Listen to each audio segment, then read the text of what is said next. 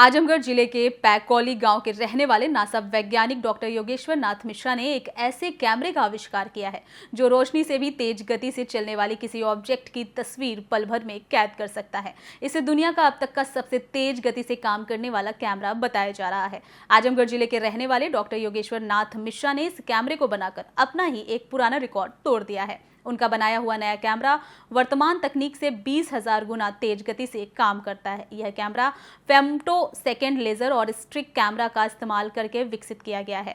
FSLS COP तकनीक का इस्तेमाल करके नेचर की सबसे तेज घटनाओं को कैप्चर करने में कामयाबी हासिल की गई है। यह कैमरा ब्रह्मांड की सबसे तेज घटनाओं या प्रकाश को वास्तविक समय में रिकॉर्ड कर सकता है। वर्तमान में मौजूद इमेजिंग सिस्टम सिर्फ कुछ मिलियन फ्रेम्स प्रति सेकंड कैप्चर कर सकते हैं और अक्सर कई लेजर पल्स की जरूरत होती है, जिससे हीटिंग समस्याएं पैदा होती हैं। पर अब नई अल्ट्रा फास्ट फोटोग्राफी तकनीक से प्रति सेकंड अरबों फ्रेम तक की अभूतपूर्व घटनाओं को कैप्चर करना संभव हो गया है। तो क्या नया है इस टेक्नोलॉजी के बारे में? देखिए, जब मैं ये वीडियो बना रहा हूँ तो जो कैमरा है मोबाइल का, ये 30 से 40 फोटो ले रहा है एक सेकंड में, और इसी को बोलते हैं फ्रेम्स पर सेकंड, कि 30 से 40 फ्रेम्स पर सेकंड पे ये वीडियो रिकॉर्ड हो रही है। जो टेक्नोलॉजी हमने कैलटेक नासा में डेवलप किया है वो 250 अरब फोटो लेता है एक सेकंड में, या इसकी इमेजिंग स्पीड जो है वो 250 अरब फ्रेम्स पर सेकंड की है। तब आप सोच सकते हैं कि कितना फास्ट ये कैमरा है। ये हमारी सोच से बिल्कुल परे है और ये बहुत ही नई टेक्नोलॉजी है, और इसको हमने femtosecond laser sheet compressed ultra fast photography नाम दिया है। तो इसके फायदे क्या हैं?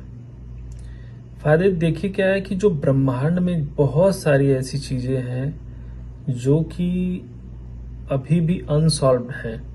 हमें पता नहीं है कि प्रकृति जो है कितनी रहस्यमय है, और उस रहस्य का उजागर करने के लिए हमको सबसे पहली चीज ये है कि प्रकृति को समझना होगा कि प्रकृति के अंदर जितनी भी क्रियाएं प्रतिक्रियाएं होती हैं वो कैसे होती हैं। फॉर एग्जाम्पल कि जो पौधे हैं भोजन कैसे बनाते हैं, और हमें पता है कि जो हमारे धरती पे जीवन है उसका एक सबसे बड़ा कारण है सूर्य की रोशनी। अगर सूर्य की रोशनी ना हो तो शायद जीवन संभव नहीं है। तो सूर्य की जो रोशनी है उससे धरती पे बहुत सारी क्रियाएं प्रतिक्रियाएं शुरू होती हैं, और उसको बोलते हैं लाइट स्पीड से जो रिएक्शंस होती हैं। तो हमारे कैमरे के थ्रू हम प्रकाश को भी कैद कर सकते हैं इस कैमरे में।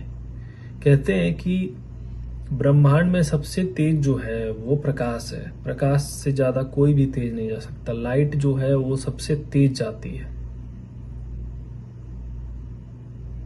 और अगर हम लाइट को ही कैप्चर कर लें,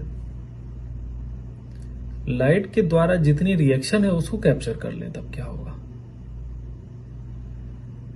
हमारे दिमाग में जो तरंगे उठ रही हैं, जो रिएक्शंस हो रही हैं, जिनकी वजह से हम चलते हैं, फिरते हैं, सोचते हैं, सब कहीं ना कहीं किसी केमिकल रिएक्शन के द्वारा इनिशिएट होती है। और ये केमिकल रिएक्शंस जो होती हैं ये बहुत ही फास्ट होती हैं, माइक्रो सेकेंड से नैनो सेकेंड टाइम स्केल पे होती हैं। हम जब आंख बंद करते हैं उससे भी तेज होती हैं। तो इन क्रियाओं को अगर समझना है या उसको सूक्ष्मता से उनके बारे में गहन अध्ययन करना है, तो जो हमने टेक्नोलॉजी डेवलप की है उसकी जरूरत है।